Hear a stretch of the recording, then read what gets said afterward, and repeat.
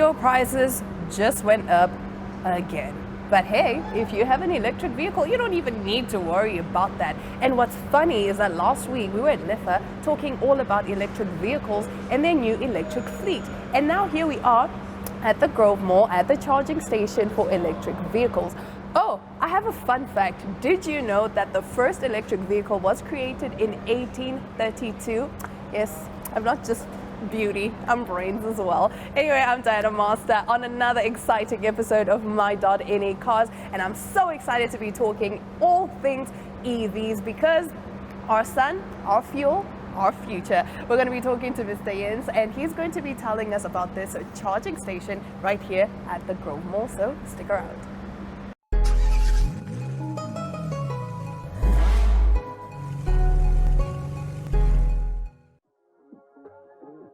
We are so excited to be kickstarting your morning with entertainment. Everything was happening during this past weekend. Yes. Exciting news. Wow, no, she was killing it already. In my opinion, I don't see anything wrong with him serving the full term. As well as keeping you informed on the issues that you need to know happening in and around our country.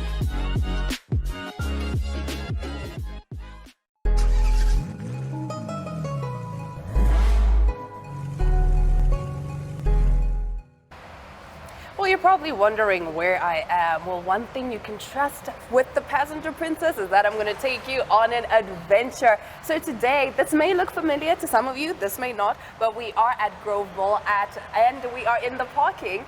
And as you can see here, we have two lovely cars, and you may know them as electric vehicles. And right behind us is the EV charging station. And I'm joined by Mr. Jens Denk, and he's going to be talking to us all about this EV charging station. How are you doing?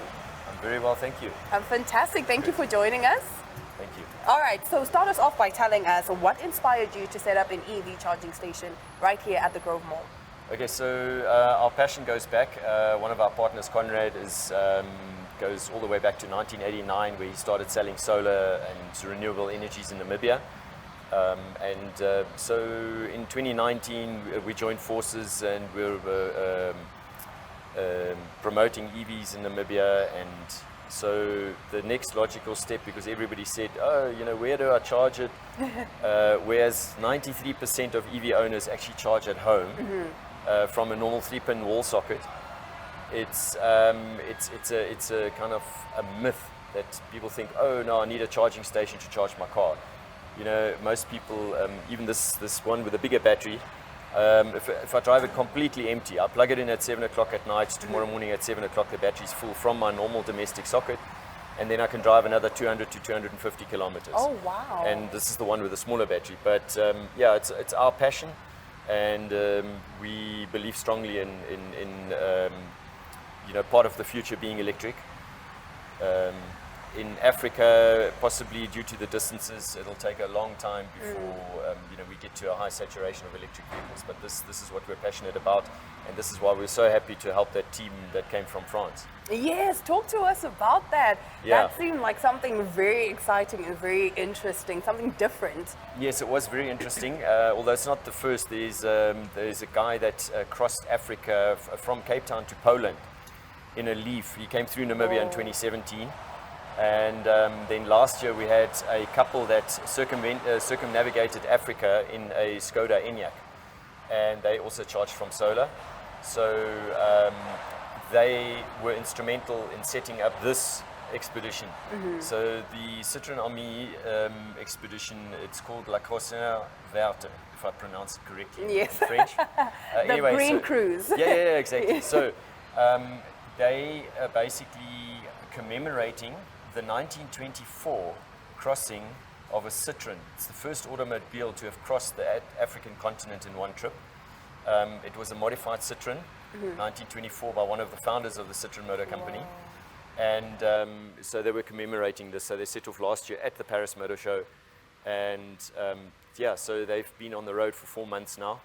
And they left Windhoek on Sunday, I think it was, and heading down towards Cape Town. These Citroën Amis were modified to make them lighter and more reliable. They were also fitted with extra hub motors at the back to make them four-wheel drive.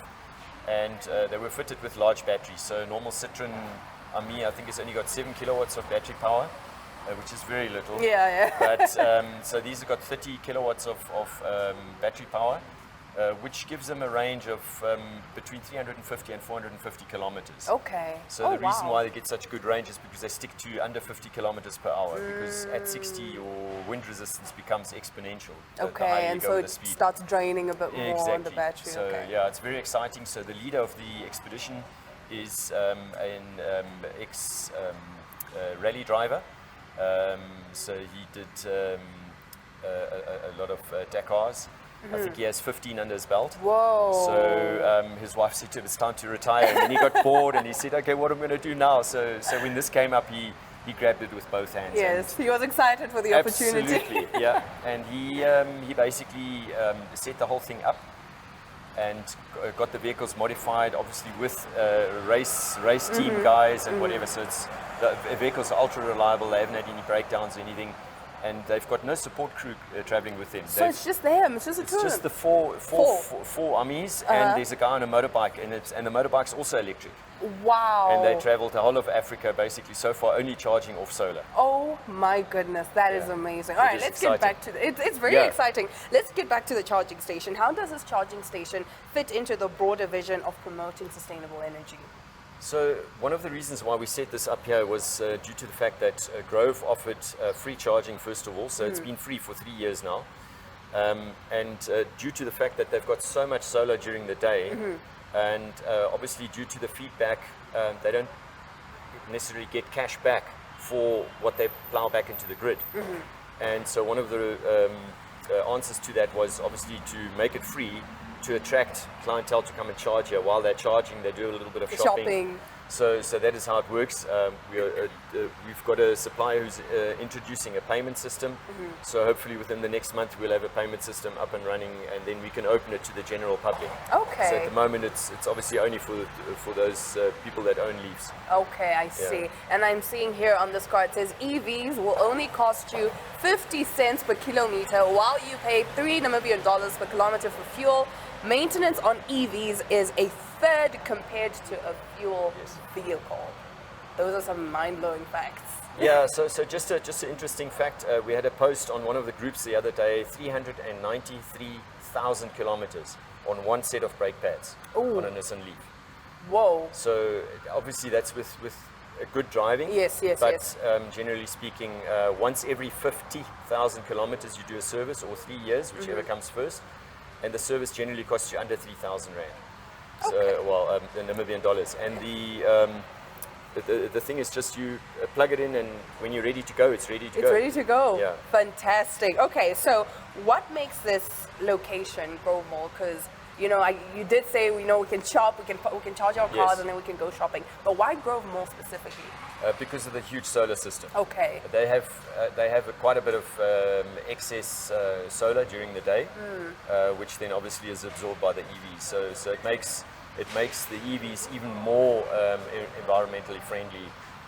Unfortunately, there's such a lot of negative publicity and false reports coming out about EV batteries ending up in landfills and whatever. We've been using an old EV battery from a Leaf for 3 years on our solar system now, and it's still going strong. It's still going strong, Yeah. no problems whatsoever. Exactly, and that battery was 12 years old in the car. Are you serious? Yeah, so the battery's like basically 15 years old. Oh my goodness, and it's still going strong, going no strong. signs of wear and tear.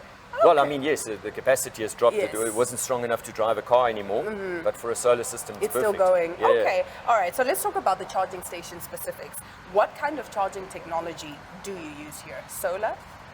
Yeah. So basically, it's connected to their mainframe, okay, the main electrical grid at the Grove, and obviously, whatever they can't supply from the solar, they draw from the actual net Okay. from Nampower Okay. or from the city of Windhoek. However, during the day when the sunshine is like It's good. proper, it's Yeah, Namibian sun. Yeah, even with cloud cover, you still get 60% of ingress on the solar. nice. So it's very strong, and that's why during the day they've got surplus of solar, and this was one of the reasons why we put it here. Okay, Because they have massive surplus. okay. All right, and then how long does it take to fully charge an EV at the station? Okay, so it's similar to your cell phone. When it starts charging from a low level, let's say 20 or 30%, charges very fast up to about 80 or 85%. Oh, I see, okay. And then it slows down at trickle charges because it just it doesn't want to force the battery full and make it to heat up and things like that. Okay. It's the same sort of thing on an EV as well. So technically, if I plugged in my car, I could get from 20 to 80% in 20 minutes. And then the other 80 to 100% takes probably another 45 minutes to an hour. So Wow. the charging system is made to regulate the cells and slowly top it up to the top. And that's why at charging stations it's senseless to try and charge to 100% because it Yes. just takes too long. Oh my So most guys goodness. just charge to 80% and then they off drive go. off. Yeah, yeah. Okay, I Yeah. see. So I'm going to bring my EV here once you guys sponsor me. And then I can bring it here and I Wink, can get a wink, little nudge, bit of wink, wink, nudge, nudge. Okay, and one last question for the charging station specifics. What makes your charging station so unique? It's the only one. No, True, there are true. other charging stations. So BMW's got a charging station, but it won't service leafs because they've only got CCS2, which is the European standard. Okay. So VWs, Audis, BMW, and all the German manufacturers, and some of the American guys, but they've gone over to NACS now. And then basically all your Japanese vehicles Okay. have the CHAdeMO connector, which makes it easy. Okay, I see. Yeah. All right, well, we'll be right back after this quick commercial break as we talk some more about this EV charging station. I'm learning a lot. I hope you guys are too.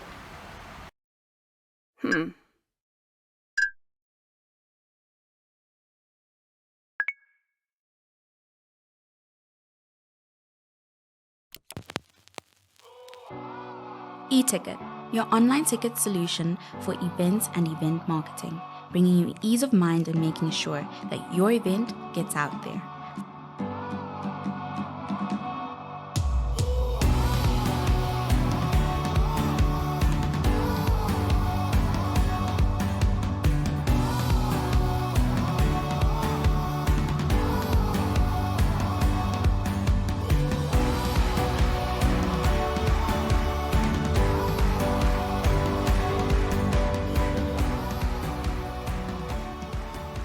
For more information, contact events@nhom.com.na.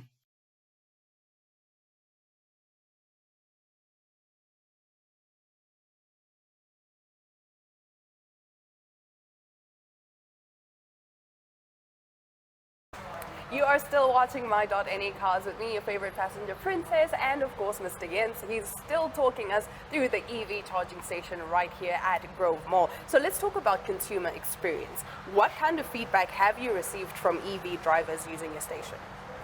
Okay, so at the moment it's a little bit of a burning issue because the system was being abused by a local taxi company where basically there was a lot of friction between the regular users of the station and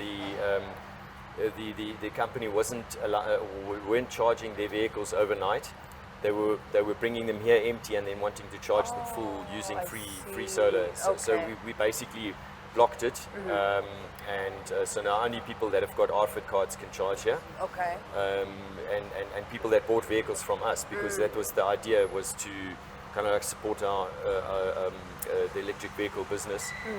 So unfortunately, anybody who brought their own vehicle in and the others will not be able to charge here for free. So that's why I say there's a little bit of a burning issue at the moment. Yes. But we're hopefully going to resolve that within the next month, where a payment system where you could just go and buy a RFID card and have credit loaded onto it, and when you come, you swipe. As long as what there's credit on the card, you can just keep, and then you can keep just charging. keep charging. Okay, Yes. I see. And then there's also plans on the way with the Grove Mall to expand the charging infrastructure here. Okay. Because they've even expanded their solar system too. So we're hoping to put in some more chargers, which will ease the pressure. Okay, you actually just answered my next question Okay. in terms of plans of expansion. All right, so how do you see the EV charging industry evolving over the next 5 to 10 years? Well, it's a bit difficult because the people who want to invest in infrastructure for charging are saying, well, there's not enough EVs. Okay, and the guys who want to bring the EVs in say, well, there's not enough charging stations. I So see. it's chicken and egg. Yeah, exactly. Okay, So that's what's kind of like hindering it a little bit. There are some private individuals also that are trying to promote charging stations. We've got Tesla Energies in Walvis Bay, whose Barend is really trying to push for public charging station at the malls there. Unfortunately, it's a kind of thing that nobody really believes in yet, Yes. and they don't see the financial benefit to it yet. So once that becomes plain and obvious, I think people are going to jump on and say, yes, I also want a charging station because I also want to make some money. Yes. So basically, that's Okay, where that's the it's plan. at. Okay, and are you also planning to expand to other malls, or for now it's just still here at the Grove Mall? Well, yeah, the other malls have been very, very slow in responding, Okay. and even at Walvis Bay, it's a whole bunch of red tape and all sorts of things loopholes to jump through, and what. So that's why Grove and us have got a good partnership going with us, and, Okay. and you know, we're looking forward to a fruitful partnership going forward. All right, let's get into some fun and personal questions. Okay, if you could give one piece of advice to someone considering switching to an electric vehicle, what would it be? Start with a used EV. Okay. Okay, because they're cheap, they're reliable, and yes, you may not get the range that you want, but replace the car that you're dropping the kids at school with and doing the shopping and what. Replace that car with an EV and keep your other long-range car until charging infrastructure and cars become available that can cover those distances. Okay. The thing that we have with most people that buy an EV, after thinking about it for 2 years, they say, damn, I should have done this 2 years ago. Exactly, I should have done this earlier. Yeah, because they see how much money they save once they've bought the EV. I think I definitely want an EV. I Yeah. just drove an Aura and I'm just like, you know what, Yeah. this is nice. I think is. it's mostly because it was pink. But you know, that's not biased in any way. It's not pink, it's mushroom. It's much. All right, so what's the most interesting or surprising thing you've learned since starting this business? How much misinformation there is about EVs and their batteries. Okay. That's the most surprising thing. I never thought that it was, and I didn't believe that there was a conscious effort from the petroleum industry especially, and the legacy motor industries manufacturers to sort of push anti-EV things. And there's several universities that have done studies and research on it, and they can prove that it's been going on since the 60s, the anti-EV lobbying. Oh, I see. So that was the most surprising thing to me. Okay. I just thought it was people who were slow to catch on. No. I think, yeah, you're right. The miscommunication and, of course, being misinformed about how Yes. EVs work. And I think we are just people that we like what we know. You know, we're not 100%. really open to this idea of new Yeah. things, because what do you mean I can charge my phone and my car at the same time? I think True. that idea is still Yeah. mind-blowing to a lot Well, of people. it's a thing. Like EVs were always a sort of a thing. It wasn't the thing. Yeah. So very few people know that in New York in 1905 there were more electric cars than petrol cars. Did you know?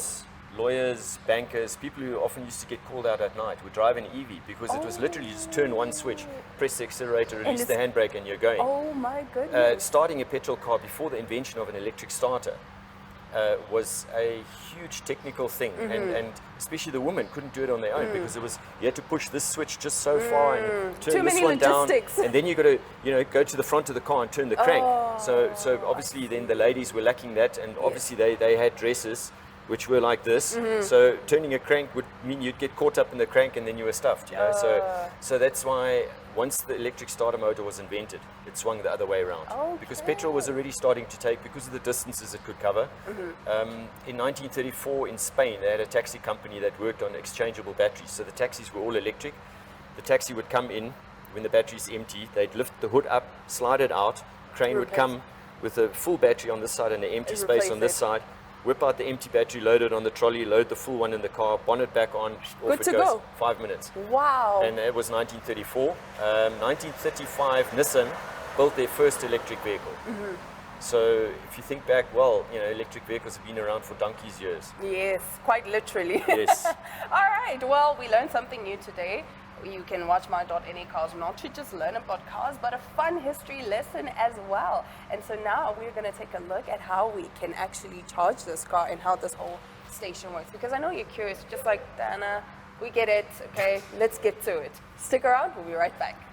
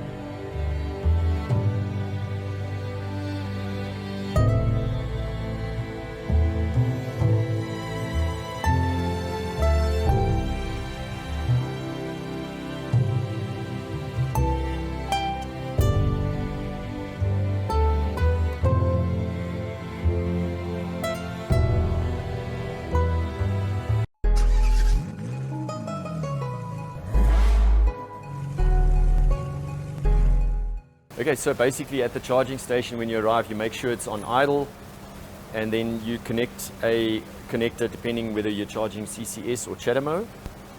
So you pull the connector out, and you plug it into your car.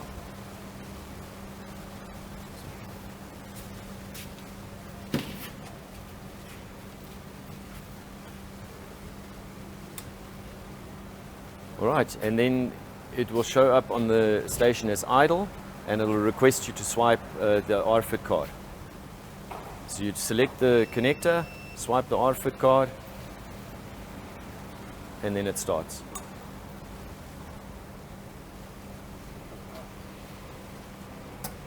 So you'll see it goes through a certain protocol, and then it shows you the progress of the charging. And here you can see the percentage of charge. And then when you're ready to go, you can just stop it by swiping the RFID card. Select again. Yes.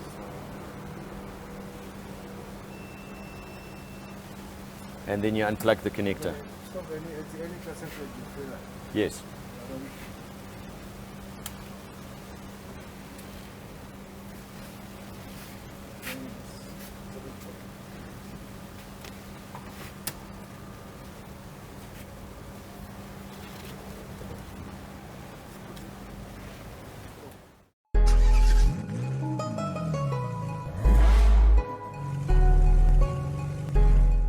Welcome to Namibia, where adventure meets tranquility. With Enjoy, you have access to a wide range of accommodations to suit every traveler's taste and budget. Experience the finest dining and hospitality Namibia has to offer. Booking your dream accommodation is just a few clicks away with Enjoy. Join thousands of happy travelers who have trusted Enjoy for their Namibian getaway. Your gateway to unforgettable Namibian adventures.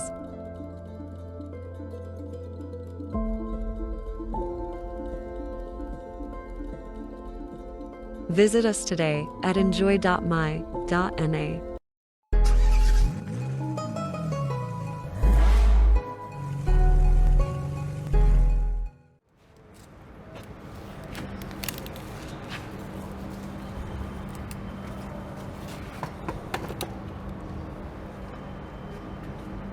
Well, just like that, I've parked and I've charged my EV, my very own EV, not really, but yes, that is it for this week's episode of My.Na Cars. I hope you learned a lot just as much as I did, and I actually had fun. You know, it's a very heavy cable, but I did it. I may just be a girl, but I did it. Thank you so very much for joining me, your favorite passenger princess, and I can't wait to see you guys again next week. Until then, bye!